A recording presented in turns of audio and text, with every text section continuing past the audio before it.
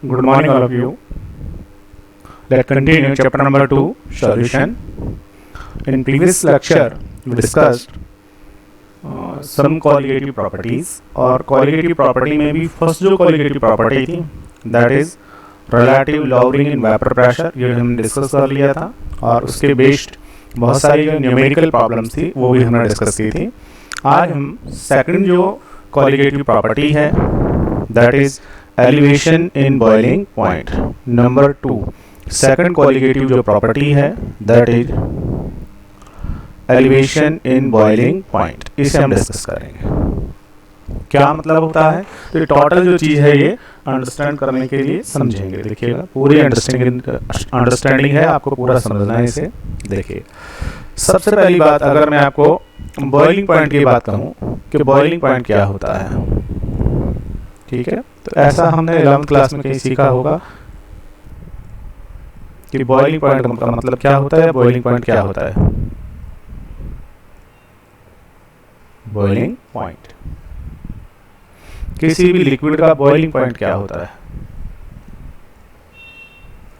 ठीक है। What do mean about the boiling point. देखिए आपको एक चीज आपको नॉन होगी कि हमारे पूरा ये जो एटमॉस्फेयर है, पूरे एटमॉस्फेयर में क्या प्रेजेंट होती है, पूरा जो एटमॉस्फेयर है उसमें प्रेजेंट होती है एयर। और जो एयर है ये एयर क्या क्रिएट करती है, एयर जो है बेटा ये एयर प्रेशर क्रिएट करती है। एयर जो है एयर क्या क्रिएट करती है, प्रेशर क्रिएट करती है। और हम यहाँ पर हमारा जो एनवायरनमेंट है, या हम बात करें जो हमारा ओशियन का वाटर लेवल है, उस ओशियन के वाटर लेवल पर एयर का जो प्रेशर है, ये प्रेशर कितना एज्यूम किया हुआ है, याद रखना है 1 atm हमने एज्यूम किया हुआ है। क्या है 1 atm, एयर का प्रेशर, दैट्स राइट, एयर का प्रेशर, ठीक है। तो ये आपका ओशियन है, ओशियन के अंदर वाटर है और यहाँ पर एयर है। तो एयर का जो यहाँ प्रेशर माना हुआ है वो कितना एज्यूम किया हुआ है, 1 एटमॉस्फेरिक प्रेशर एयर का यहाँ पर लगाया हुआ है, ठीक है। अब किसी भी लिक्विड का बॉइलिंग पॉइंट क्या होता है, तो देखिएगा मान लीजिए आपके पास ये लिक्विड ही है, ये लीजिए। अब लिक्विड आपके पास में है तो लिक्विड के अंदर तो कौन सा नेचर होगा, वेपोराइजेशन का। सरफेस जो है उस सरफेस से उसकी क्या बनती है, वेपर बनती है। और वो जो सरफेस से वेपर बनती है वो वेपर निकल के कहाँ जाती है, बाहर जाएगी, ठीक है, वेपर। और ये जो वेपर है यही वेपर क्या क्रिएट करती है, वेपर प्रेशर क्रिएट करती है। अब बॉइलिंग पॉइंट क्या होगा, सुनिएगा। बॉइलिंग पॉइंट होगा कि ये जो आपके पास में लिक्विड है, अगर आप इस लिक्विड को बॉइल करें, इसको हीट करें, जब आप इसको हीट करेंगे ऑब्वियसली आपका यहाँ से टेम्परेचर राइज होगा, आप एनर्जी दे रहे हो। जैसे जैसे आप यहाँ से हीट करोगे, टेम्परेचर को राइज करोगे, वैसे वैसे ये जो लिक्विड के मॉलिक्यूल्स हैं, इन लिक्विड के मॉलिक्यूल्स की क्या इंक्रीज हो जाएगी, काइनेटिक एनर्जी इंक्रीज हो जाएगी। और काइनेटिक एनर्जी इंक्रीज होगी तो ये पहले से भी ज़्यादा निकल कर कहाँ जाएंगे, ये जाएंगे गैसेस स्टेट में। जब पहले से भी ज़्यादा गैसेस स्टेट में जाएंगे तो ऑब्वियसली यहाँ से वेपर बढ़ेगी, और वेपर इंक्रीज होगी तो क्या इंक्रीज होगा, वेपर का प्रेशर भी इंक्रीज होगा, दैट्स राइट। अब अगर हम टेम्परेचर को और राइज कर दें और यहाँ से हीट करें और टेम्परेचर को इंक्रीज करें तो फिर क्या होने वाला है, तो फिर टेम्परेचर को और इंक्रीज करोगे तो ये जो मॉलिक्यूल यहाँ है इनकी काइनेटिक एनर्जी और इंक्रीज होगी और वेपर बनेगी और वेपर का प्रेशर और बढ़ेगा। टेम्परेचर को और अगर हम इंक्रीज करें तो कंटिन्यूसली टेम्परेचर को इंक्रीज करते जाएं। टेम्परेचर को इंक्रीज करने पर क्या होगा, ज़्यादा जो नंबर ऑफ मॉलिक्यूल्स है एस्केप होंगे, ठीक है। वेपर जो है वो ज़्यादा क्रिएट होगी, वेपर का प्रेशर इंक्रीज होता चला जाएगा और एक ऐसा टेम्परेचर आ जाएगा, याद रखना, एक ऐसा टेम्परेचर आ जाएगा जिस पर सॉल्यूशन का जो वेपर प्रेशर है, ये वेपर प्रेशर सॉल्यूशन का है, सॉल्यूशन का जो वेपर प्रेशर है वो किसके इक्वल हो जाएगा, एयर जो है हमारी उस एयर के प्रेशर के इक्वल हो जाएगा। तो वो टेम्परेचर, जिस टेम्परेचर पर किसी भी लिक्विड का, जो लिक्विड आपने लिया हुआ है, उस लिक्विड का वेपर प्रेशर, लिक्विड का vapour pressure become equal with air pressure. और एयर का प्रेशर कितना है, 1 atm। किसी भी लिक्विड का वेपर प्रेशर जब 1 एटमॉस्फेरिक प्रेशर या एयर के प्रेशर के इक्वल जिस टेम्परेचर पर हो जाएगा, that temperature is known as boiling point, that's right, boiling point. For example, जैसे मान लीजिए हमारे पास में वाटर है, वाटर, अब आपको पता है अगर हमारे पास में वाटर है तो आपके पास में क्या है, वाटर, ये लीजिए वाटर, ठीक है ना। तो वाटर जो है अगर आपने रखा हुआ है तो वाटर का क्या होता रहता है, वेपोराइजेशन होता रहता है बेटा, वेपोराइजेशन होता रहता है। वाटर की क्या बनती रहती है, वेपर बनती रहती है। और वेपर जब बनेगी तो वेपर क्या क्रिएट करती है, प्रेशर क्रिएट करती है। अब वाटर का बॉइलिंग पॉइंट क्या होगा, तो यहाँ पर क्या प्रेजेंट है, यहाँ पर एयर प्रेजेंट है। और एयर का प्रेशर कितना होता है, आप जानते हैं एयर का जो प्रेशर है वो कितना है, 1 एटमॉस्फेरिक, ऐसा अज्यूम किया हुआ है ओशन के वाटर लेवल पर, ठीक है। जब हम इस वाटर को क्या करते हैं, बॉईल करते हैं, हीट देते हैं बेटा, तो हीट देने पर क्या होता है, हीट देने पर इसके नंबर ऑफ मॉलिक्यूल जो है, ज्यादा नंबर ऑफ मॉलिक्यूल्स या हायर नंबर ऑफ मॉलिक्यूल्स, ठीक है ना, move from liquid state to gases state. ज्यादा नंबर ऑफ मॉलिक्यूल्स मूव करेंगे बाहर की तरफ, एस्केप होंगे, तो ऑब्वियसली वेपर ज्यादा बनेंगे, तो वेपर प्रेशर इंक्रीज होगा। फिर और टेम्परेचर को आपने राइज किया तो और वेपर प्रेशर क्या होगा, इंक्रीज होगा, और वेपर प्रेशर इंक्रीज होगा, और टेम्परेचर को राइज किया और वेपर प्रेशर इंक्रीज होगा, ठीक है ना। और एक ऐसा टेम्परेचर, और ये टेम्परेचर कितना होता है बेटा, ये जो टेम्परेचर होता है ये होता है 100 डिग्री सेल्सियस। जब वाटर का आप टेम्परेचर कितना कर देते हो, 100 डिग्री सेल्सियस कर देते हो, तो वाटर की वेपर का प्रेशर किसके इक्विवेलेंट हो जाता है, एटमॉस्फेरिक प्रेशर या एयर प्रेशर या 1 एटमॉस्फेरिक प्रेशर के इक्वल हो जाता है। इसीलिए हम वाटर का जो बॉइलिंग पॉइंट है वो कितना कहते हैं, 100 डिग्री सेल्सियस कहते हैं, या फिर इसको हम कितना लिखेंगे, 373.15 केल्विन, ये वाटर का बॉइलिंग पॉइंट है। तो इस तरीके से हम किसी के भी बॉइलिंग पॉइंट को डिफाइन कर सकते हैं। तो ये तो बात आई हमारे पास बॉइलिंग पॉइंट की। बॉइलिंग पॉइंट को अगर फिर से डिफाइन करना चाहूँ तो the temperature at which vapour pressure of a liquid become equal with atmospheric pressure, that known as their boiling point, ठीक है। अब हम जो बॉइलिंग पॉइंट की बात करेंगे वो बात करेंगे सॉल्यूशन की। अब सॉल्यूशन अगर बना रहे हैं तो क्या होने वाला है, देखिएगा। तो देखिए अब हम बात करते हैं सॉल्यूशन की। तो आपको याद रहे, फॉर एग्जांपल हम ये वाटर ही ले लेते हैं, तो ये आपके पास में है प्योर वाटर, ठीक है, प्योर वाटर, या फिर बाद में किसी क्वेश्चन में हम इसे प्योर सॉल्वेंट भी कह देंगे। तो ये है आपके पास में प्योर वाटर या प्योर सॉल्वेंट हो जाएगा, ठीक है बेटा, प्योर सॉल्वेंट। अब आपको पता है प्योर है तो प्योर में तो क्या होगा, पूरी की पूरी सरफेस पर इसी के पार्टिकल होंगे, और जब आप इसे हीट करोगे तो पूरी सरफेस से इसकी क्या बनने वाली है, पूरी सरफेस से इसकी वेपर बनने वाली है।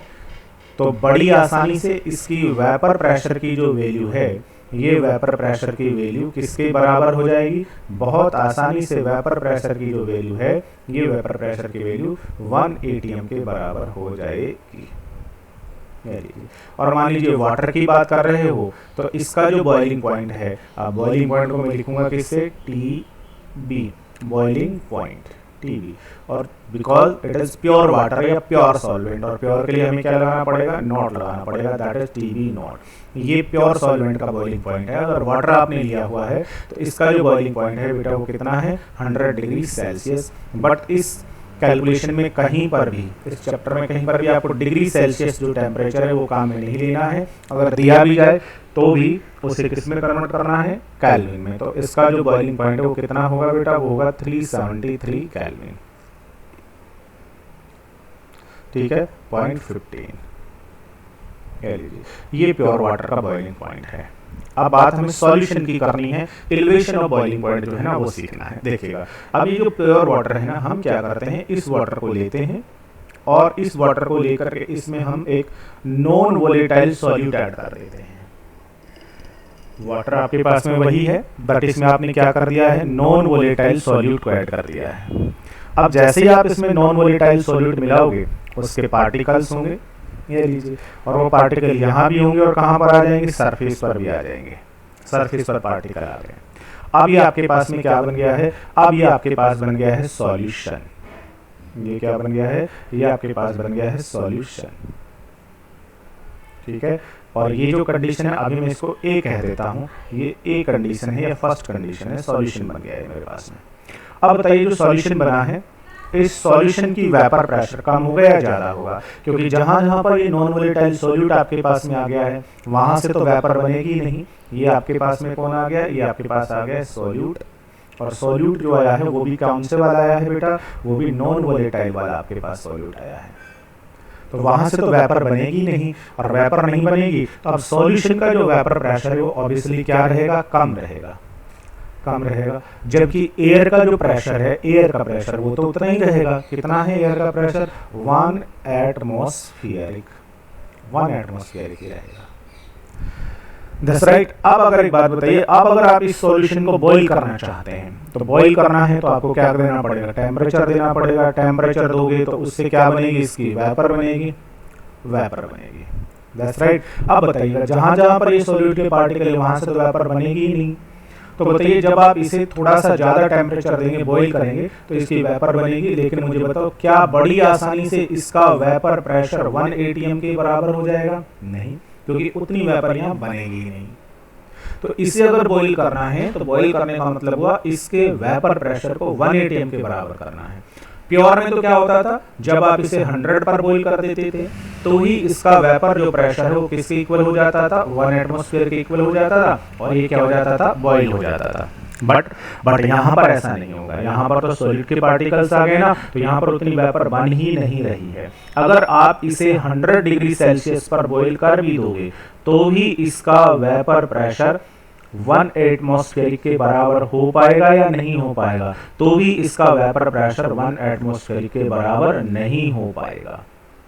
तो आपको क्या करना पड़ेगा, इसे बॉईल करना है, बॉईल करना है तो इसका वेपर प्रेशर आपको 1 atm के इक्वल करना पड़ेगा, और इक्वल नहीं हो पाएगा 100 पर। तो आपको क्या करना पड़ेगा, इसे 100 से भी ज़्यादा टेम्परेचर पर बॉईल करना पड़ेगा।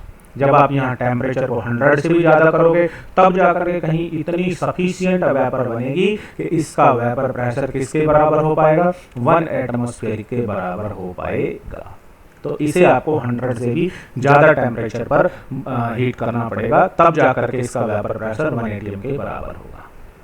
That's right. तो इसका जो बॉइलिंग पॉइंट है वो 100 से क्या होने वाला है, ज़्यादा होने वाला है। ठीक है, कितना, तो 100 या 373 से ज़्यादा होगा। मान लीजिए आपकी बार जो इसका बॉइलिंग पॉइंट है वो बॉइलिंग पॉइंट कितना हो गया है, 375, इससे ज़्यादा हो गया है, 375 केल्विन। देखिए ये किसका बॉइलिंग पॉइंट है बेटा, तो ये जो बॉइलिंग पॉइंट है ये सॉल्यूशन का है, तो इसको मैं कहूँगा TB बॉइलिंग पॉइंट है। बट ये सॉल्यूशन का है तो इसको केवल TB लिखूंगा मैं, और प्योर सॉल्वेंट का है तो TB नॉट लिखूंगा। तो देखिएगा हमेशा ही क्या होगा, हमेशा ही प्योर सॉल्वेंट की बजाय सॉल्यूशन का बॉइलिंग पॉइंट क्या होगा, ज़्यादा होगा। जब आप इसमें क्या ऐड करोगे, नॉन वोलेटाइल सॉल्यूट को ऐड करोगे। तो जो बॉइलिंग पॉइंट इंक्रीज हो गया है 373, पहले कितना था, इतना था, और अब कितना हो गया, इतना हो गया नॉन वोलेटाइल सॉल्यूट ऐड करने पर। तो हमेशा ही जो सॉल्यूशन होगा नॉन वोलेटाइल सॉल्यूट कंटेनिंग वाला, उस सॉल्यूशन का बॉइलिंग पॉइंट प्योर सॉल्वेंट से हमेशा ही ज़्यादा होगा। इसी को ही हम कहते हैं elevation in boiling point. That's right. अब आपको समझना है कि एलिवेशन इन बॉइलिंग पॉइंट ये जो है ये कॉलिगेटिव प्रॉपर्टी है क्या, चेक करते हैं कॉलिगेटिव प्रॉपर्टी है क्या। तो हम क्या करते हैं, एक दूसरा सॉल्यूशन और बनाते हैं। ये लीजिए मैंने एक दूसरा सॉल्यूशन और बनाया, सॉल्वेंट मैंने उतना ही रखा है, वही मैंने वाटर रखा है, बट इसमें क्या करता हूँ मैं, जो सॉल्यूट है उसको थोड़ा ज़्यादा मिला देता हूँ। जो सॉल्यूट है उस सॉल्यूट को मैं इसमें क्या मिला देता हूँ, थोड़ा सा ज़्यादा मिला देता हूँ। ये सॉल्यूट मैंने ज़्यादा मिला दिया। अब सॉल्यूट को जैसे मैंने यहाँ पर ज़्यादा मिलाया तो ऑब्वियसली इसके ज़्यादा पार्टिकल कहाँ पर आएंगे, सरफेस पर ज़्यादा पार्टिकल आएंगे। जब पार्टिकल सरफेस पर ज़्यादा आ गए हैं तो बताइएगा अब ज़्यादा एरिया इन्होंने एक्वायर कर लिया होगा, और ज़्यादा एरिया एक्वायर कर लिया होगा तो अब बताइए इसकी वेपर कम बनेगी या ज़्यादा बनेगी। तो अब इसकी जो वेपर है ये तो और भी उस वाले सॉल्यूशन से क्या बनेगी, कम बनेगी। तो ये मेरे पास में सॉल्यूशन है, बट ये कौन से वाला सॉल्यूशन है बेटा, ये जो सॉल्यूशन है ये तो मेरे पास में B सॉल्यूशन है, that is solution number B। अब यहाँ सॉल्यूट मेरे पास में बहुत ज्यादा है, तो ज्यादा सॉल्यूट होने से क्या हुआ,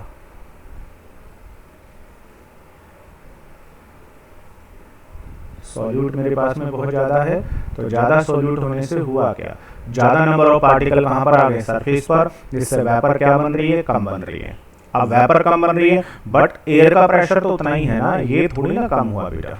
एयर का प्रेशर तो 1 एटमॉस्फेयर ही की है, ये कम नहीं हुआ। तो अब आपको क्या करना है, अगर इसे बॉईल करना है तो इस एयर के प्रेशर, इस वेपर प्रेशर को, ये वेपर प्रेशर है, इस वेपर प्रेशर को आपको क्या करना पड़ेगा, इस वेपर प्रेशर को आपको 1 एटमॉस्फेयर के बराबर लाना पड़ेगा। अब इसको बराबर कैसे लाएं इसके, तो इसको बराबर लाने के लिए इसको क्या करना पड़ेगा, आपको बॉईल करना पड़ेगा। बताइए अब टेम्परेचर जो आपको यहाँ पर देना है बॉईल करने के लिए वो उतना ही देना है या उससे भी ज़्यादा टेम्परेचर आपको देना पड़ेगा? बिल्कुल, अगर आपने उसको उतना ही टेम्परेचर दिया है तो यहाँ वेपर तो ज्यादा बनेगी, बट ये वेपर कितने के बराबर नहीं हो पाएगी, 1 एटमॉस्फेयर के बराबर नहीं हो पाएगी ये वेपर प्रेशर बेटा। बॉईल करने के लिए इस वेपर प्रेशर को 1 एटमॉस्फेयर के इक्वल करना है, तो उतने टेम्परेचर पर तो ये नहीं हो पाएगा, क्योंकि सरफेस पर ज्यादा सोल्यूट के पार्टिकल हैं जिससे वेपर कम बनेगी। वेपराइजेशन के लिए अवेलेबल एरिया बहुत कम होगा, तो कम मॉलिक्यूल जो है वो गैसेस स्टेट में जाएंगे, वेपर कम बनेगी, वेपर प्रेशर कम होगा। तो 375 केल्विन पर तो इतनी सफिशिएंट वेपर नहीं बनेगी कि वेपर प्रेशर किसके इक्वल हो पाए, 1 एटमॉस्फेरिक प्रेशर के इक्वल हो पाए।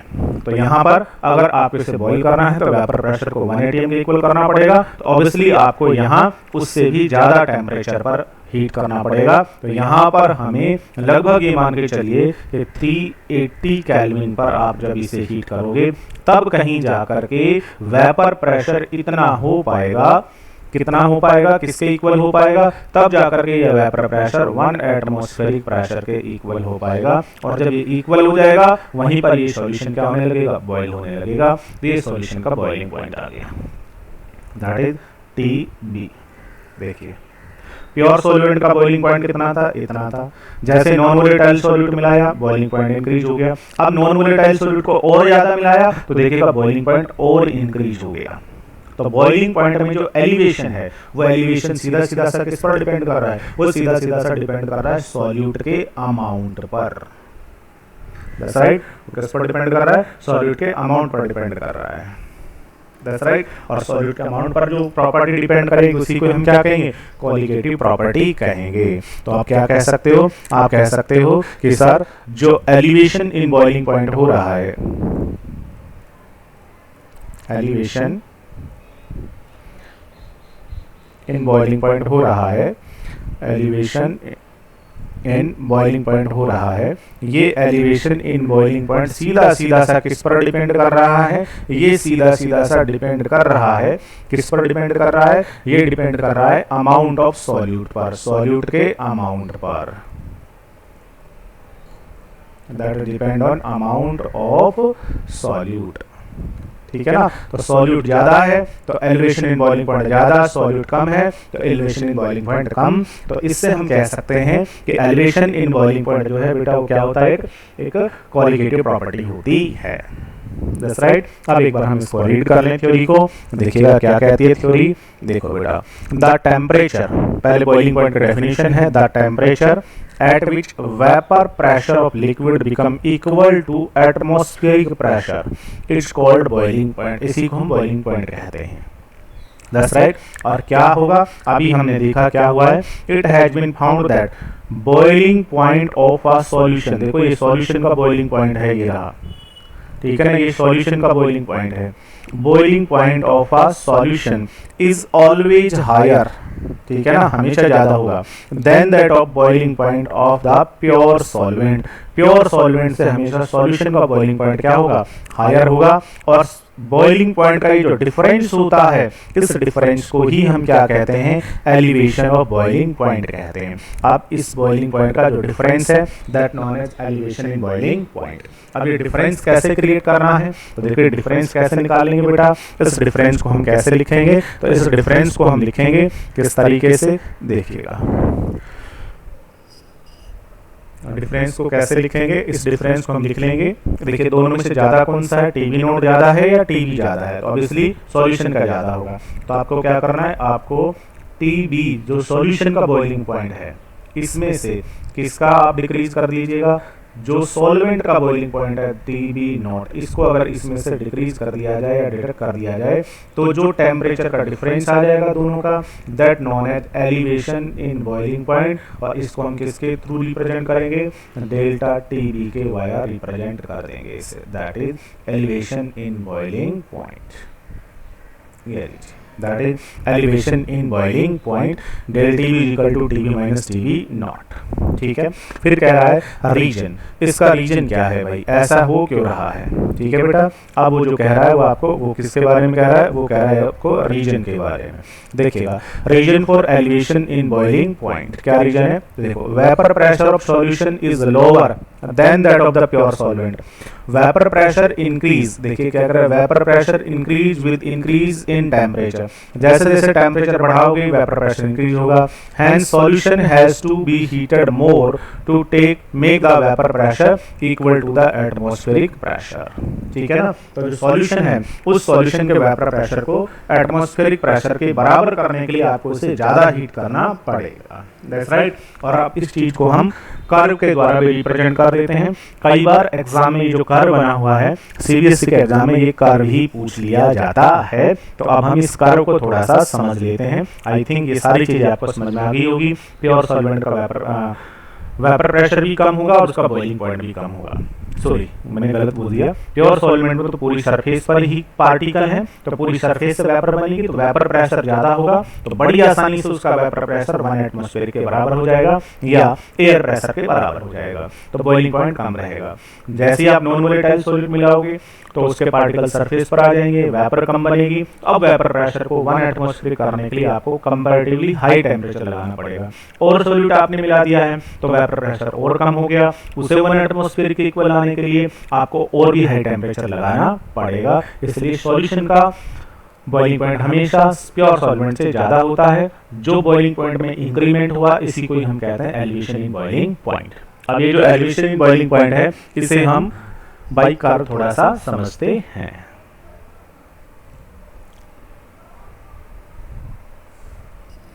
तो अब हम इस कर्व को समझते हैं।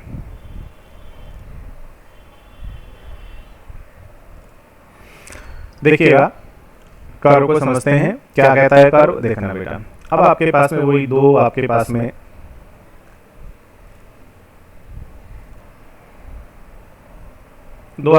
में लिक्विड है। देखिएगा, ये आपके पास में है pure solvent, that is pure solvent, that is pure solvent.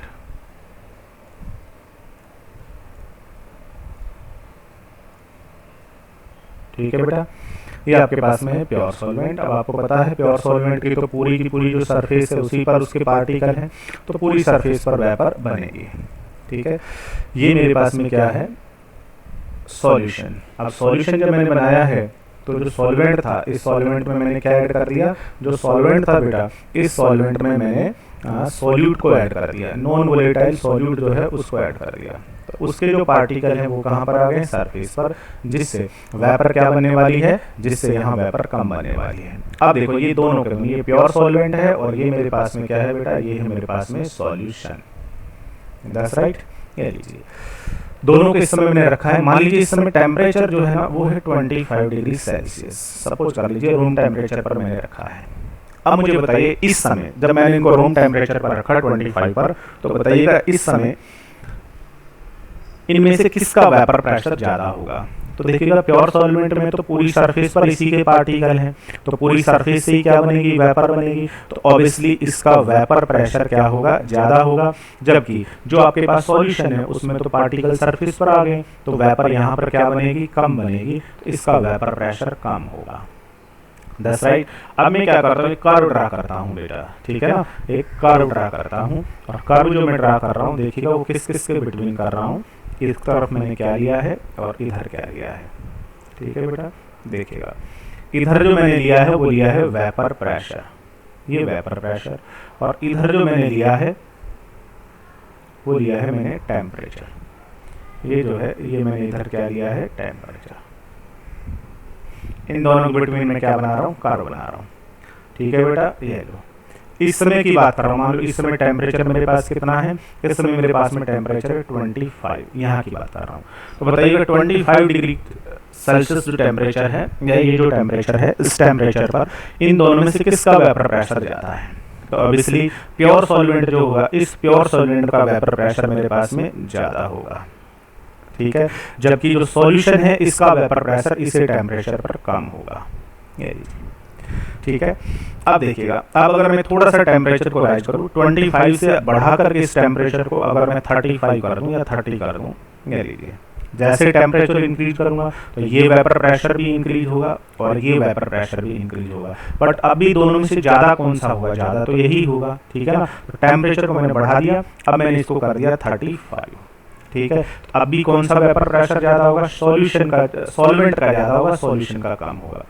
Temperature को और बढ़ा दूं मैं 45 कर दूं, दैट्स राइट। फिर भी कौन सा ज़्यादा होने वाला है, ये ज़्यादा होगा, जबकि ये क्या रहेगा, कम रहेगा, ठीक है। तो सॉल्यूशन का कम रहेगा और सॉल्वेंट का ज़्यादा रहेगा। अब इस तरीके से अगर मैं इन पॉइंट्स को मिलाता रहूं तो ऐसे मेरे पास कर्व की लाइन आती रहेंगी, ठीक है। अब इनमें से देखिएगा कौन सी कर्व की लाइन कौन किसके लिए है। तो ये जो वाली कर्व की लाइन है हायर वेपर प्रेशर वाली, ये किसके लिए होगी बेटा, ये जो लाइन है ये होगी मेरे पास प्योर सॉल्वेंट के लिए। ये जो लाइन है ये किसके लिए होने वाली है बेटा, ये मेरे पास होने वाली है सॉल्वेंट के लिए, ठीक है। और ये जो लाइन मेरे पास में होगी ये किसके लिए होगी, ये होगी सॉल्यूशन के लिए, दैट इज सॉल्यूशन की लाइन होगी। अब जैसे जैसे टेम्परेचर को राइज करूंगा वेपर प्रेशर इंक्रीज होता जाएगा, ये भी इंक्रीज होगा, ये भी इंक्रीज होगा, दोनों बढ़ते जाएंगे। टेम्परेचर को राइज कर रहा हूँ, वेपर प्रेशर इंक्रीज हो रहा है, ठीक है ना। अब देखिएगा ये वेपर प्रेशर यहाँ 0, फिर उसके बाद ज़्यादा, मान लीजिए यहाँ जो वेपर प्रेशर है ये वेपर प्रेशर 1 एटमॉस्फेयर, ये जो वेपर प्रेशर है ये यहाँ कितना है 1 एटमॉस्फेयर। तो ये जो वेपर प्रेशर मेरे पास में ये वेपर प्रेशर है 1 एटमॉस्फेयर, ये 1 एटमॉस्फेयर वेपर प्रेशर है, ठीक है ना। अब देखिएगा जैसे जैसे मैं टेम्परेचर को क्या कर रहा हूँ, जैसे जैसे टेम्परेचर को राइज कर रहा हूँ वेपर प्रेशर इंक्रीज हो रहा है, वेपर प्रेशर इंक्रीज हो रहा है और सॉल्वेंट का वेपर प्रेशर बहुत जल्दी किसके इक्वल हो जाएगा, 1 एटमॉस्फेयर के इक्वल हो जाएगा। अब देखिएगा सॉल्वेंट का वेपर प्रेशर जहां 1 एटमॉस्फेयर के इक्वल हुआ यही इसका क्या कहलाएगा, बॉइलिंग पॉइंट कहलाएगा। ये बॉइलिंग पॉइंट आ गया। किसका बॉइलिंग पॉइंट होगा, ये होगा प्योर सॉल्वेंट का। तो इस बॉइलिंग पॉइंट को मैं क्या कहूंगा, that known as TB naught, that is TB naught हो जाएगा, सॉल्वेंट का वेपर प्रेशर, ठीक है ना। लेकिन क्या सॉल्यूशन का वेपर प्रेशर हो जाएगा 1 atm के बराबर, नहीं, अभी मुझे टेम्परेचर को और इंक्रीज करना पड़ेगा। तो जो सॉल्यूशन है उसकी वेपर इंक्रीज होगी और जहां जाकर के इसका वेपर प्रेशर किसके इक्वल हो पाएगा, 1 एटमॉस्फेयर के बराबर हो पाएगा। That temperature is known as their boiling point, ये बॉइलिंग पॉइंट हो जाएगा। और ये जो बॉइलिंग पॉइंट हुआ इसका रेलेवेंट जो टेम्परेचर होगा दैट ये जो बॉइलिंग पॉइंट है ये बॉइलिंग पॉइंट किसका होगा, ये बॉइलिंग पॉइंट होगा सॉल्यूशन का, दैट इज टीबी, सॉल्यूशन का बॉइलिंग पॉइंट। इस तरीके से मैं कार्य के द्वारा भी इन्हें रिप्रेजेंट कर सकता हूँ। और इन दोनों के बॉइलिंग पॉइंट का ये जो डिफरेंस होगा यहाँ से यहाँ तक का, ये जो डिफरेंस होगा इस डिफरेंस को ही हम क्या कहते हैं, ये जो डिफरेंस होता है इसी को ही हम कहते हैं elevation in boiling point, delta T B, that is elevation in boiling point, delta TB, elevation in boiling point. और ये डेल्टा टीवी कैसे कैलकुलेट करेंगे, तो देख लीजिए डेल्टा टीवी अगर निकालना है इन दोनों के टेम्परेचर का डिफरेंस निकालना है तो ज़्यादा कौन सा है, ज़्यादा ये है, ये याद रखना है, ज़्यादा ये है तो इसमें से डिडक्ट करना है। तो आपको यहाँ पर क्या करना है, टीवी जो है उसमें से आपको किसको डिडक्ट करना है, टीवी नॉट को डिडक्ट कर देना है। ये लीजिए ये हो गया है एलिवेशन इन बॉइलिंग पॉइंट, ये कर्व हो गया है, ठीक है ना बेटा। तो यहाँ पर अगर मैं इसको थोड़ा सा जूम करूँ तो आप इस कर्व को देख सकते हो, ये आपको कर्व है, ठीक है ना, ये आपका कर्व हो गया है। आप इसे यहाँ पर भी समझ सकते हैं कि ये जो कर्व है ये देखिएगा इधर क्या लिया हुआ है, इधर आपके पास में वेपर प्रेशर लिया हुआ है और इधर जो है वो क्या लिया हुआ है, टेम्परेचर लिया हुआ है। मैंने डिग्री सेल्सियस कहा था बट समझने के लिए ज़्यादा आसान होता है डिग्री सेल्सियस, लेकिन एक्चुअल में किस में लेना पड़ेगा टेम्परेचर, आपको केल्विन में लेना पड़ेगा। ये जो है ये प्योर सॉल्वेंट की वेपर प्रेशर वाला कर्व है, ठीक है। और ये सॉल्यूशन का वेपर प्रेशर है, ये 1 एटमॉस्फेरिक है। जहां पर भी वो बराबर हो जाएंगे वो टेम्परेचर ही क्या कहलाएगा, उसका बॉइलिंग पॉइंट कहलाएगा। तो ये मेरे पास टीबी नॉट है प्योर सॉल्वेंट का और ये मेरे पास में टीबी है सॉल्यूशन का। दोनों के बीच का जो टेम्परेचर डिफरेंस होगा उसे मैं क्या कहूँगा, एलिवेशन इन बॉइलिंग पॉइंट कहूँगा, दैट्स राइट। ये हमारे पास हो गया है कर्व जो कि आपको समझ में आना चाहिए, ठीक है। अब हम थोड़ा सा आगे बढ़ते हैं। अब देखिएगा अब साइंटिस्ट क्या कहते हैं, वो कहते हैं कि एक्सपेरिमेंट क्या शो करते हैं वो देखना। हालांकि इसका पूरा डेरिवेशन भी होता है बट आपके सिलेबस में पूरा डेरिवेशन नहीं है, आपके सिलेबस में पूरा डेरिवेशन नहीं है, तो जितना है उतना याद रखेंगे, ठीक है। देखिएगा, वो कहते हैं कि एक्सपेरिमेंट जो है वो क्या शो करते हैं, कहते हैं कि experiment show that the dilute solution. आप देखिएगा ये सबका सब जो खेल है वो कौन से सॉल्यूशन के ऊपर एप्लीकेबल होगा, डाइल्यूट सॉल्यूशन के ऊपर। फॉर डाइल्यूट सॉल्यूशंस के लिए क्या होता है, एलिवेशन ऑफ बॉइलिंग पॉइंट का जो एलिवेशन है, बोले तो किसकी बात कर रहा है, डेल्टा टीबी के। एलिवेशन इन बॉइलिंग पॉइंट बोले तो डेल्टा टीबी, ठीक है ना, is directly proportional to the molar concentration of the solute in a solution. That's right. Solution जब आपने यहाँ पर नॉन वोलेटाइल सॉल्यूट को मिलाने से उसके बाद प्रेशर में कमी आई, बॉइलिंग पॉइंट इंक्रीज हो गया, बॉइलिंग पॉइंट में एलिवेशन हो गया। बॉइलिंग पॉइंट का जो एलिवेशन होता है, ये बॉइलिंग पॉइंट का एलिवेशन जो आपने यहाँ सॉल्यूट मिला दिया है, उस सॉल्यूट की मोलालिटी, याद रखना है, उस सॉल्यूट की मोलालिटी के डायरेक्टली प्रोपोर्शनल होता है, मोलालिटी के डायरेक्टली प्रोपोर्शनल होता है। ऐसे एक्सपेरिमेंट शो करते हैं कि elevation in boiling point is directly proportional with molality of the solution, या मोलर कंसंट्रेशन ऑफ सॉल्यूट, या मोलालिटी ऑफ द सॉल्यूशन होता है। ये चीज कौन शो करता है, एक्सपेरिमेंट शो करते हैं। That's right. अब अगर हम यहाँ से इसको थोड़ा सा सोल्व करें तो जो डेल्टा टीबी है, एलिवेशन इन बॉइलिंग पॉइंट है, directly proportional with the molality of solution, और प्रोपोर्शनल को हटाते हैं तो हमें यहाँ से एक साइन लगाना पड़ता है, उसको एक कांस्टेंट यूज करना पड़ेगा, और जो कांस्टेंट यूज करते हैं दैट इज के बी। जो यहाँ से हमने कांस्टेंट यूज किया है दैट इज के बी, ठीक है, डॉट मोलालिटी। अब यहाँ से जो के बी है, इस के बी को क्या कहेंगे, तो देखिएगा सॉल्यूशन के लिए delta TB is equal to KB dot molality. Kb जो है, इस केबी को क्या कहते हैं, यहाँ से देखिएगा केबी जो है, देखिएगा कि यहाँ पर मैं रीड कर रहा हूँ, लिख रहा है Kb is boiling point elevation constant. Kb जो है, इस केबी का नाम होता है बॉइलिंग पॉइंट एलिवेशन कांस्टेंट, या फिर इसको क्या कहते हैं, इबिलियोस्कोपिक कांस्टेंट भी कहते हैं, दैट इज इबिलियोस्कोपिक कांस्टेंट भी कहते हैं, ठीक है। या फिर इसको क्या कहते हैं, मोलर बॉइलिंग पॉइंट कांस्टेंट भी कहते हैं, that is molar boiling point constant भी कहते हैं।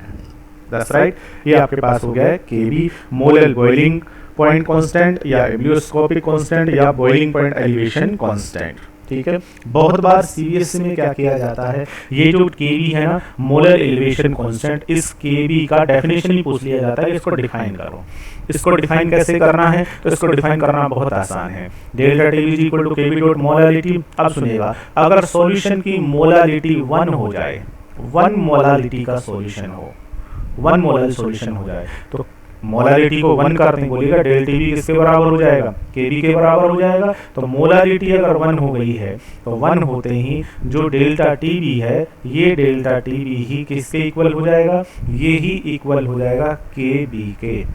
तो देखिएगा क्या हो गया है, डेफिनेशन अगर आपको कहनी है तो कह सकते हो 1 मोलर जो सॉल्यूशन होता है, 1 मोलरिटी का जो सॉल्यूशन होता है, उस 1 मोलरिटी का जो सॉल्यूशन होता है, उस सॉल्यूशन का जो एलिवेशन होता है बॉइलिंग पॉइंट में, वही उसका मोलर एलिवेशन कांस्टेंट होता है। ऐसे करके हम उसे डिफाइन कर सकते हैं।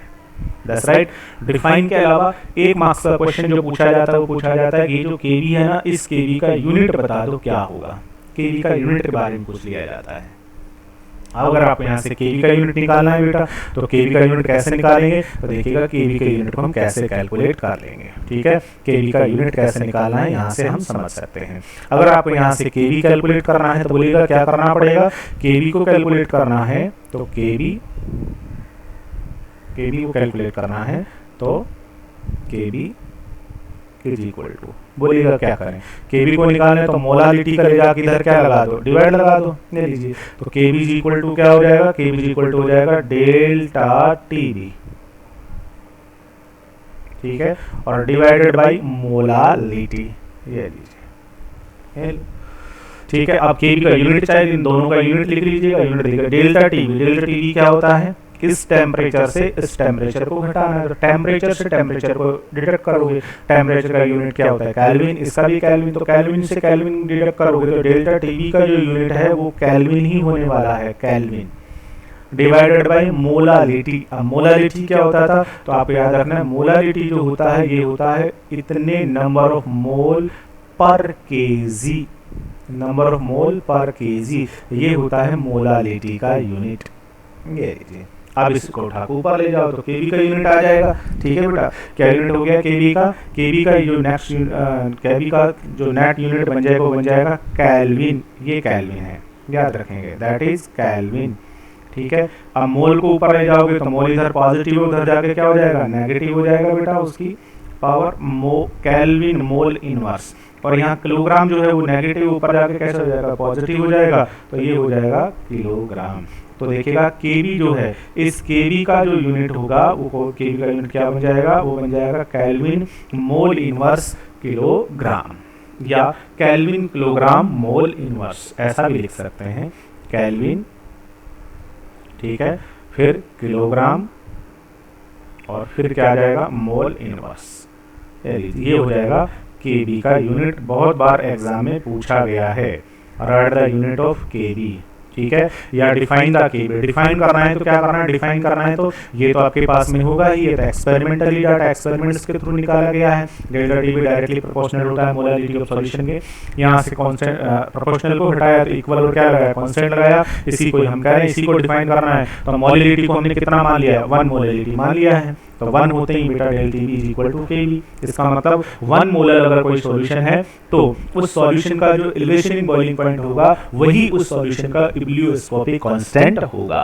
दैट्स राइट, ये हो गया है। यहाँ से हमने इसका यूनिट भी कैलकुलेट कर दिया है। अब हम इसको थोड़ा सा आगे बढ़ा सकते हैं। अब आप ये सोचेंगे कि सर ये जो आप पढ़ा रहे हो एलिवेशन इन बॉइलिंग पॉइंट, ये क्यों पढ़ा रहे हो, इसका क्या रोल है, क्या फायदा है। तो फायदा इसका कौन सा है, जो कि मैंने आपको पहले बताया था।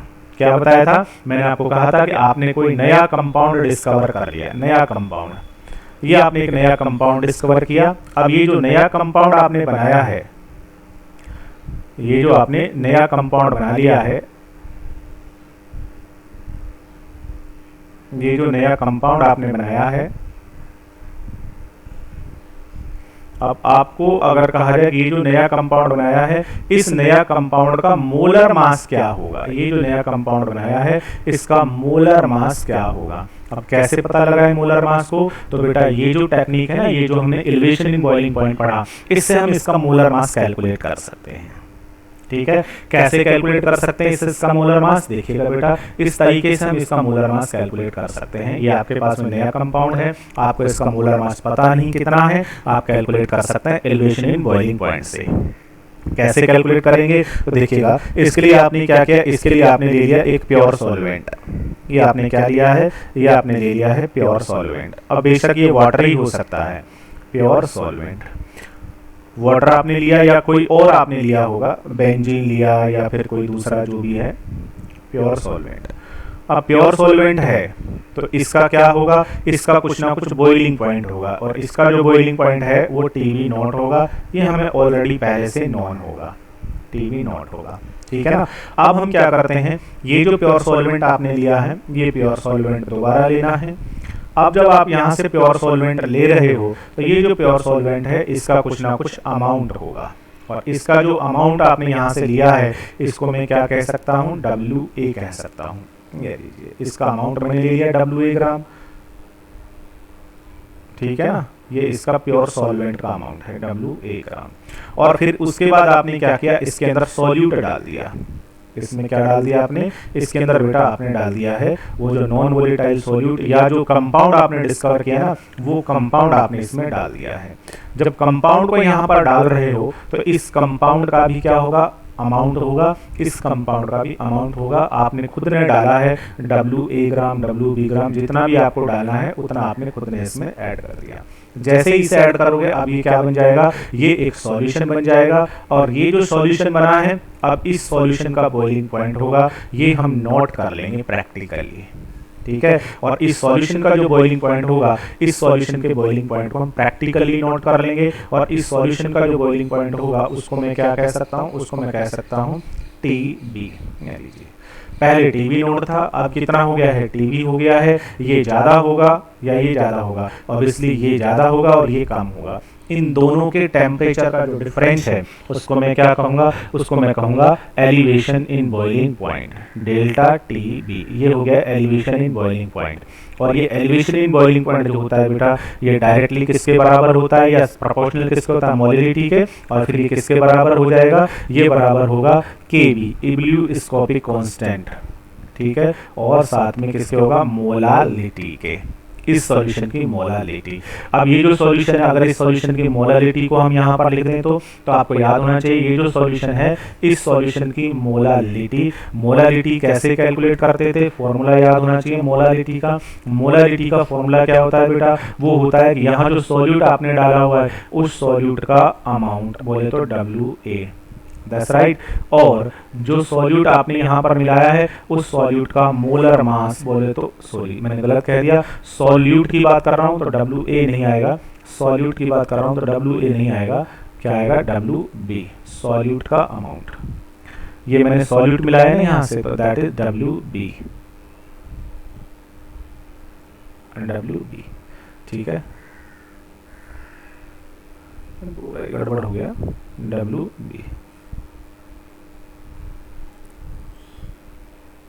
सॉल्यूट को मैंने बी से लिखा है ना, इसलिए बेटा WB, इतना ग्राम आपने डाला। तो जो सॉल्यूट आपने मिलाया है उसका अमाउंट डिवाइडेड बाय क्या करना पड़ेगा, जो सॉल्यूट आपका है उस सॉल्यूट का मोलर मास, उस सॉल्यूट का मोलर मास, ठीक है बेटा। और फिर क्या करना पड़ेगा, आपने ऊपर मल्टीप्लाई किससे करना है, 1000 से, और नीचे मल्टीप्लाई किससे करना है आपको,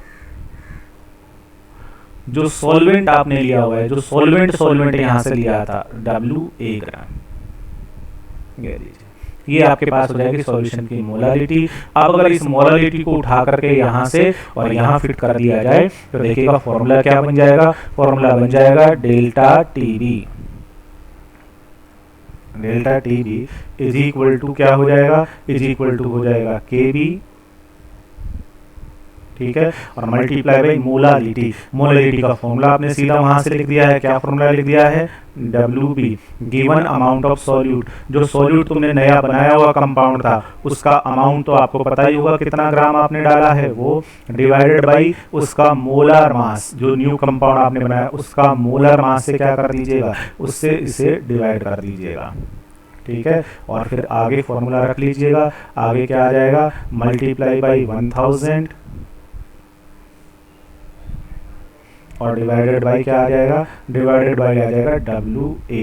अब देखिएगा आपके पास यहाँ से कौन कौन सी वैल्यूज होंगी, तो यहाँ से डेल्टा TB आपको पता होगा, डेल्टा TB कैसे निकालेंगे, ये जो TB है उससे किसको डिलीट कर दो, डेल्टा T, इसको TB नॉट को डिलीट कर दो, तो इस डेल्टा TB की जगह हम क्या लिख सकते हैं, हम लिख सकते हैं TB माइनस TB नॉट, ले लीजिए TB नॉट, ये लो, यहाँ से आपके पास में क्या आ जाएगा, यहाँ से आपके पास में आ जाएगा delta TB, WB given amount of solute, जो आपने सॉल्यूट यहाँ मिलाया है ये आपको नॉन होगा, गिवन अमाउंट 1000 आपको नॉन है, ठीक है। WA जो सॉल्वेंट आपने यहाँ से लिया है WA वो भी आपको नॉन होगा, ठीक है बेटा। KB ये हर सॉल्वेंट के लिए क्या होता है, फिक्स होता है, तो इसकी वैल्यू भी आपको क्वेश्चन में दी जाएगी। बस आपके पास में एक अननोन वैल्यू बची है और वो भी कौन सी बची है, MB molar mass of solute या molar mass of unknown compound जो था ना उसका, तो यहाँ से हम मोलर मास ऑफ अननोन जो कंपाउंड है बेटा वो हम कैलकुलेट कर सकते हैं। ये इसका एलिवेशन इन बॉइलिंग पॉइंट का एप्लीकेशन हो गया है,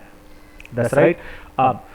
अब इसके ऊपर थोड़ा सा इस तरीके का टेक्निकल क्वेश्चन भी होता है, देखिएगा अगर मैं आपको एक बात पूछूं, मैं कहूँ भाई मेरे पास में प्योर वाटर या 2 गिलास है मेरे पास में, ये लीजिए 2 गिलास, एक गिलास में मैंने प्योर वाटर भर लिया है, ठीक है, एक गिलास में मैंने प्योर वाटर भरा,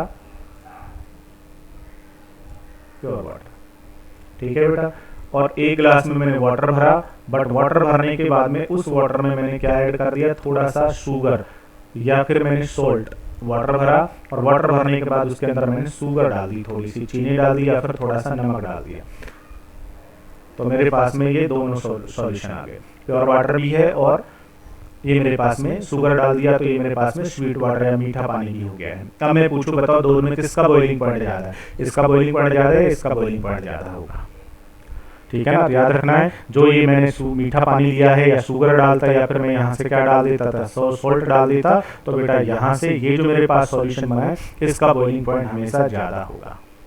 अब मैं एक और एक्सपेरिमेंट करूं, एक और मैंने लिया वही पानी, लेकिन अब की बार इस वाटर के अंदर मैंने क्या किया, वही शुगर या सोल्ट मैंने डाला है, बट पहले जो मैंने डाला था, यही वाटर लिया है, पहले जो मैंने डाला था वो पहले मैंने 1 स्पून डाला था, बट अब की बार मैंने 2 स्पून डाल दिए हैं। अब बताइएगा क्या होगा। ये शुगर पहले मैंने कितना डाला था, 1 स्पून डाला था, बट अब मैंने कितने स्पून डाल दिए, 2 स्पून डाल दिए। अब बताइएगा किसका बॉइलिंग पॉइंट ज़्यादा होगा, प्योर वाटर का या इसका या इसका। तो जितना ज़्यादा मैं सॉल्यूट डालूंगा उतने ज़्यादा पार्टिकल सरफेस पर आएंगे, वेपर प्रेशर उतना कम बनेगा, वेपर प्रेशर को 1 atm के इक्वल करने के लिए उतना ज़्यादा टेम्परेचर देना पड़ेगा। तो जितना ज़्यादा मैं सॉल्यूट मिलाता जाऊंगा उसका बॉइलिंग पॉइंट उतना ही ज़्यादा होगा। तो इसका बॉइलिंग पॉइंट कम है, ये सबसे जल्दी बॉइल होगा, उसके बाद ये, और ये सबसे हाई टेम्परेचर पर बॉइल होगा। इस तरीके का कॉमन सेंस टाइप के क्वेश्चन भी हमें आने चाहिए। दैट्स राइट, ये हो गया है एलिवेशन इन बॉइलिंग पॉइंट। अब इसके बाद में हम एलिवेशन इन बॉइलिंग पॉइंट जो है इसके ऊपर बेस्ड कुछ न्यूमेरिकल्स को सॉल्व करते हैं। दैट्स राइट, चलिए सॉल्व करते हैं सबसे फर्स्ट क्वेश्चन। सबसे फर्स्ट क्वेश्चन क्या कह रहा है, देखिएगा। सबसे जो फर्स्ट क्वेश्चन है, सबसे जो फर्स्ट क्वेश्चन है वो कह रहा है, why does a solution containing non volatile solute have high boiling point then pure solvent. ठीक है, समझ गए हो। ये मैं आपको समझा चुका हूं कि आपके पास में प्योर सॉल्वेंट है आपके पास में, और एक ऐसा सॉल्यूशन है जिसमें आपने क्या किया है, नॉन वोलेटाइल सॉल्यूट मिला दिया है, नॉन वोलेटाइल सॉल्यूट आपने मिला दिया है। अब बताइएगा किसका बॉइलिंग पॉइंट ज्यादा होने वाला है। तो इसका बॉइलिंग पॉइंट क्या होगा, ज्यादा होगा। पूछ रहा है क्यों ज्यादा होगा, एक्सप्लेन कर दीजिए। तो मैं बहुत बार एक्सप्लेन कर चुका हूं। फिर कह रहा है, show the elevation in boiling point is a colligative property. Elevation in boiling point एक कोलिगेटिव प्रॉपर्टी है, उसे भी शो कीजिए। वो भी मैं आपको शुरू में समझा चुका हूं कि मैंने यहाँ थोड़ा सा सॉल्यूट मिलाया, फिर मैं थोड़ा और ज्यादा मिला दूं और ज्यादा मिला दूं, तो बॉइलिंग पॉइंट उतना ही ज्यादा क्या होता जाएगा, इंक्रीज होता जाएगा। इसका मतलब जो एलिवेशन इन बॉइलिंग पॉइंट है वो अमाउंट ऑफ सॉल्यूट पर डिपेंड कर रहा है। ठीक है, question number second, how will you determine the molecular mass या molar mass of a non volatile substance by study of elevation of boiling point of a solution. ठीक है, molar जो मास है एक नॉन वोलेटाइल जो सब्सटेंस है उसका molar mass कैसे कैलकुलेट करोगे, एलिवेशन इन बॉइलिंग पॉइंट से। ठीक है ना। तो ये भी अभी मैंने लास्ट में समझाया आपको बेटा। ये आपके पास प्योर सॉल्वेंट है, इस प्योर सॉल्वेंट का बॉइलिंग पॉइंट होगा दैट इज टीवी नॉट। जब आप इसके अंदर नॉन वोलेटाइल सॉल्यूट मिला दोगे, सॉल्यूशन बन गया, इसका बॉइलिंग पॉइंट होगा दैट इज टीवी। ठीक है बेटा। अब आपको यहाँ पर 2-3 चीजें और चाहिए। ये जो पूरा का पूरा सॉल्यूशन बना है इसकी मोलारिटी आनी चाहिए। इसकी मोलारिटी निकालने के लिए जो सॉल्यूट आपने यहाँ से ऐड किया है, जो सॉल्यूट आपने मिलाया है, उस सॉल्यूट का अमाउंट आपके पास होना चाहिए दैट इज WB। जो सॉल्यूट आपने मिलाया है उसका मोलर मास होगा MB। यही हमें कैलकुलेट करना है। जो सॉल्यूशन बनाया है इसमें सॉल्वेंट आपने कितना लिया है तो दैट इज WA। बस यहाँ से ये डाटा चाहिए और उसके बाद आप मोलर मास कैलकुलेट कर सकते हो। ठीक है ना बेटा। क्या हो जाएगा आपके पास, हो जाएगा एलिवेशन इन बॉइलिंग पॉइंट बोले तो TB माइनस TB नॉट। ये होता है elevation in boiling point. That's right. Is equal to क्या होगा, इज इक्वल टू होता है KB। अब ये हर सॉल्यूशन का इब्लियोस्कोपिक कांस्टेंट अलग अलग होता है। क्वेश्चन में आपको इसकी वैल्यू दी जाएगी multiply by molality. Molality is equal to क्या होता है, मोलालिटी इज इक्वल टू होता है WB given amount of solute जो कि आपको पता होगा divided by MB molar mass of solute. यही तो आपको कैलकुलेट करना है और मल्टीप्लाई बाय क्या करना पड़ेगा 1000 और डिवाइडेड बाय आपको क्या करना पड़ेगा amount of solvent, only solvent WA। अब आपको क्वेश्चन में सारी चीजें जो हैं वो बताई जाएंगी और यहाँ से आपको कैलकुलेट क्या करना है, यहाँ से कैलकुलेट करना है मोलर मास ऑफ सॉल्यूट। ये कैलकुलेशन हो जाएगा। ठीक है। क्वेश्चन क्या है, एक्सप्लेन। नेक्स्ट क्वेश्चन क्या कर रहा है, नेक्स्ट क्वेश्चन क्या है, एक्सप्लेन भाई addition of 1 mole of NaCl to 1 litre of water the boiling point of water increase. समझा दीजिएगा। ठीक है ना। अगर आपने 1 लीटर पानी लिया हुआ है और 1 लीटर पानी लेने के बाद में ये 1 लीटर पानी है, इसका boiling point that is TB not. ठीक है। और अब अगर आपने इसी 1 लीटर पानी को लेकर के इसके अंदर आपने क्या मिला दिया है, 1 लीटर पानी को लेकर के इसमें आपने मिला दिया है 1 मोल NaCl। जैसे ही आपने इसके अंदर 1 मोल NaCl मिलाया, 1 मोल ऑफ NaCl,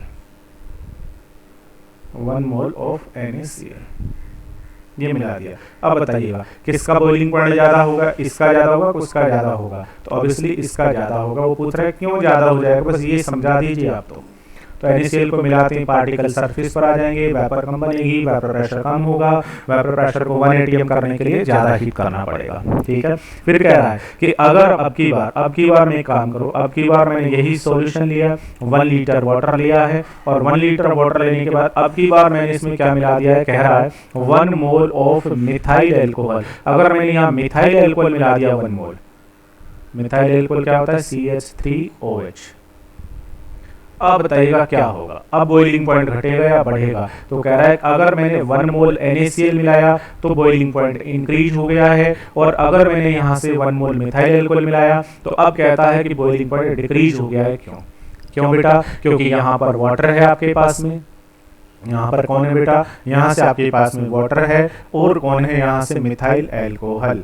वहां पर कौन था, वाटर था, और वाटर के अंदर कौन था, NaCl जो था ये नॉन वोलेटाइल था, सरफेस पे आ जाता था, वेपर कम बनती थी। बट यहाँ पर वाटर भी वोलेटाइल है और मिथाइल एल्कोहल भी वोलेटाइल है, दोनों वोलेटाइल हैं, तो दोनों की ही वेपर बनेगी। तो बहुत आसानी से यहाँ पर वेपर प्रेशर जो है वो किसके इक्वल हो जाएगा, 1 एटमॉस्फेयर के इक्वल हो जाएगा, और बड़ी आसानी से सॉल्यूशन बॉईल होने लग जाएगा, याद रखना है। इसलिए यहाँ बॉइलिंग पॉइंट बढ़ेगा नहीं, यहाँ पर बॉइलिंग पॉइंट डिक्रीज हो जाएगा, क्योंकि दोनों के दोनों कंपोनेंट कैसे हैं, बोथ कंपोनेंट्स आर वोलेटाइल, दोनों वोलेटाइल हैं, ठीक है ना। तो जिससे दोनों की क्या बनेगी, वेपर बनेगी, और बड़ी आसानी से यहाँ टोटल वेपर प्रेशर किसके बराबर हो जाएगा, 1 एटमॉस्फेयर के बराबर हो जाएगा, ठीक है। इसलिए कम टेम्परेचर पर ये बॉईल हो जाएगा।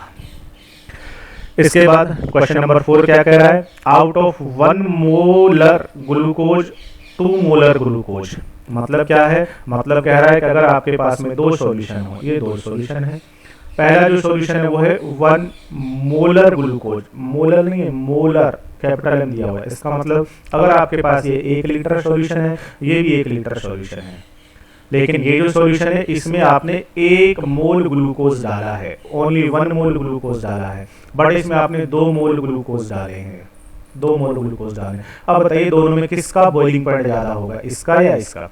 1 मोल ग्लूकोज डाला है तो ग्लूकोज के जो पार्टिकल हैं वो 1 मोल हैं, और वो सरफेस पर आएंगे, वेपर प्रेशर में कमी आएगी, बॉइलिंग पॉइंट बढ़ेगा। बट यहाँ तो 2 मोल आपने डाल दिए, तो ज्यादा ग्लूकोज के मॉलिक्यूल डाले ना, तो नंबर ऑफ ज्यादा जो ग्लूकोज के मोल होंगे वो कहाँ पर आएंगे, सरफेस पर आएंगे, वेपर प्रेशर बहुत कम होगा। इसके वेपर प्रेशर को 1 atm करने के लिए बहुत ज्यादा हीट करना पड़ेगा, तो ऑब्वियसली इसका बॉइलिंग पॉइंट क्या होगा, ज्यादा होगा, याद रखना है। जितनी ज्यादा कंसंट्रेशन उतना ज्यादा बॉइलिंग पॉइंट, ठीक है ना। इसका बॉइलिंग पॉइंट ज्यादा होगा, ऐसा भी मैंने समझाया है, ठीक है।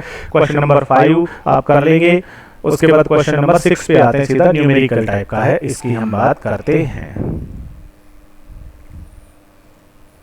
क्वेश्चन नंबर 6, क्वेश्चन नंबर 6 क्या कह रहा है, क्वेश्चन नंबर 6 बेटा देखिएगा, कह रहा है 18 gram of glucose is dissolve in 1 kilogram of water in a saucepan. क्या क्या कह रहा है, कह रहा है आपके पास में वाटर है, ठीक है। अब ये पहले तो आपको याद रखना है प्योर वाटर है, और प्योर वाटर अगर है तो बताइए इसका बॉइलिंग पॉइंट कितना होता है, बोले तो TB0। ये प्योर वाटर का बॉइलिंग पॉइंट होता है TB0। और कितना होता है प्योर वाटर का बॉइलिंग पॉइंट, आपको याद होना चाहिए, क्वेश्चन में नहीं भी दिया जाए तो भी आपको याद होना चाहिए, 373.15 केल्विन होता है, ठीक है। अब आपने जो वाटर लिया हुआ है, ये वाटर कितना लिया है, एक दूसरे सॉसपैन में जो वाटर आपने लिया हुआ है, ये वाटर आपने कितना लिया है, 1 किलोग्राम, ठीक है। 1 किलोग्राम वाटर है, 1 किलोग्राम का मतलब सीधा सा क्या हो गया है, 1000 ग्राम आपके पास वाटर है। ये लीजिए, वाटर का मतलब क्या है, आपके पास WA आपको दिया है, सॉल्वेंट का अमाउंट आपको दिया है, और इसमें क्या ऐड कर रहे हो आप, इसमें ऐड कर रहे हो आप ग्लूकोज। क्या ऐड कर रहे हो, इसमें ग्लूकोज ऐड कर रहे हो, C6H12O6 ग्लूकोज ऐड कर रहे हो, ठीक है बेटा। ग्लूकोज आपने ऐड किया है, कितना ऐड कर रहे हो ग्लूकोज को, ग्लूकोज आप मिला रहे हो 18 ग्राम, कितना ही करा, 18 ग्राम ऐड करना है 1 किलोग्राम वाटर के अंदर, ठीक है। At what temperature will solution boil. तो बता दीजिए अब ये जो सॉल्यूशन है ये किस टेम्परेचर पर बॉईल होगा। इस सॉल्यूशन का बॉइलिंग पॉइंट पूछ रहा है।